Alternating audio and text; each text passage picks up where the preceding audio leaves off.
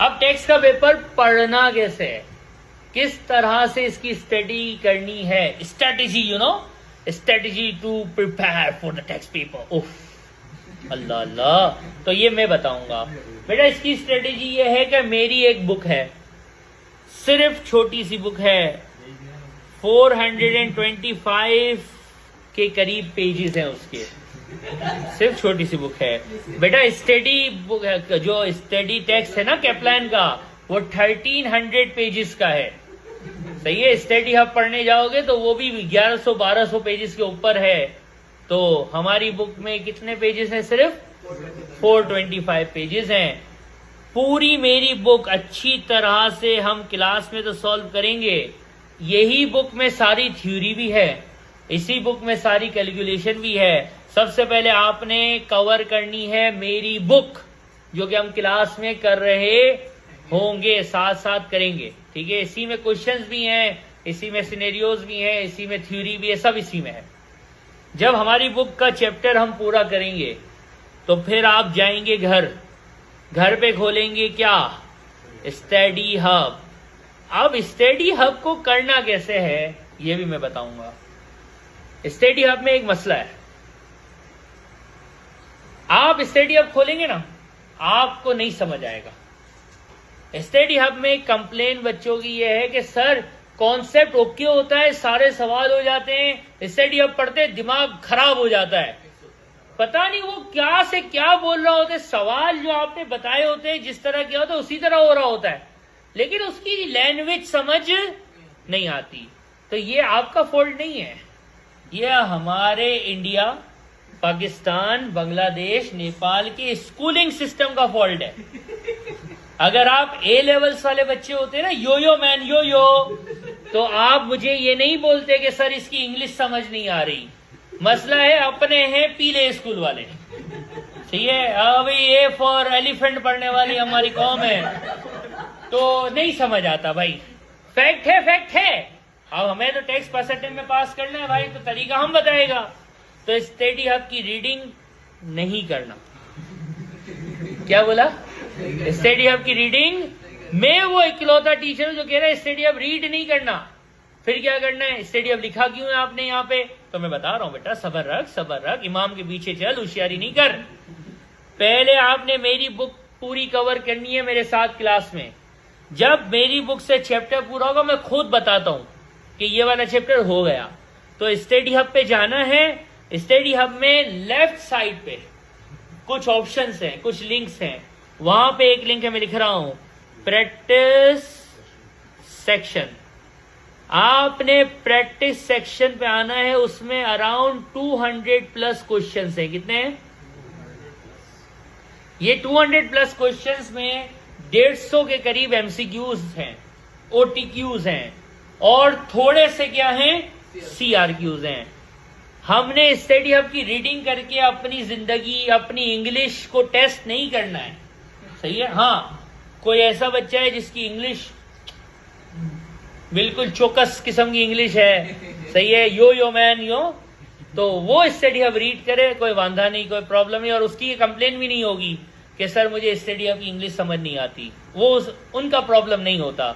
हम लोगों का है, अपने देसी है ना, सही है, इंडिया के, पाकिस्तान, नेपाल, बांग्लादेश के देसी मानू, तो हमारे लिए इंग्लिश मसला करती है। तो मेरी बुक में मैंने आसान इंग्लिश लिखी है। स्टडी हब से प्रैक्टिस सेशन में जो 200 के करीब, 200 के ऊपर कुछ क्वेश्चन है, वो सारे करने।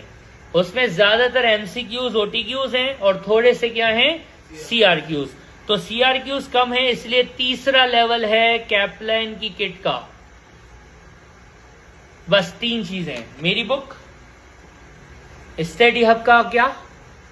प्रैक्टिस सेशन, मेरी बुक, स्टडी हब का प्रैक्टिस सेक्शन, और कैप्लान की रिवीजन किट। बस। यहां पे कुछ बच्चे होते हैं, सर बीपीपी की किट, बेटा तू ये 3 कर लेना तो मुझे मिस कॉल मारना, मैं यहीं बैठा हूं। 2.5 महीने में ये काम वही बच्चा कर पाता है जो पढ़े। हाँ, जो फुल टाइम होते हैं ना, फुल टाइम स्टूडेंट होते हैं, वो ये काम कर लेते हैं। तो फिर वो डेफिनेटली बीपी किट करना चाहे तो जितनी गुड़ डालोगे उतना मीठा होगा। जितनी प्रैक्टिस करो, टेक्स्ट प्रैक्टिस है, टेक्स्ट कैलकुलेशन है, तो आप बीबीपी किट को सेकेंड अपनी मर्जी पे रखो। अगर ये सब कर लो ना जो मैंने बता दिया, मेरी बुक हो गई है, स्टडी हब के सारे प्रैक्टिस सेशन हो गया है, कैप्लन की किट भी हो गई है, तो फिर जाके होशियारी करना कि बीबीपी किट को देखना, वरना टाइम बचेगा नहीं। याद रखना क्वालिटी की बात है, क्वांटिटी की नहीं। कॉन्सेप्ट पक्का हो, उसको अप्लाई करना आता हो, टेक्स्ट पास है, लगा हुआ है मेरा भाई, ये भी कर लूं, ये भी कर लूं, ये भी कर लूं, ये भी कर लूं, पता चला कॉन्सेप्ट आता है नहीं, पास हो गया तू फिर तीसरी अटेम्प्ट में, पहली अटेम्प्ट वाला सीन नहीं होगा।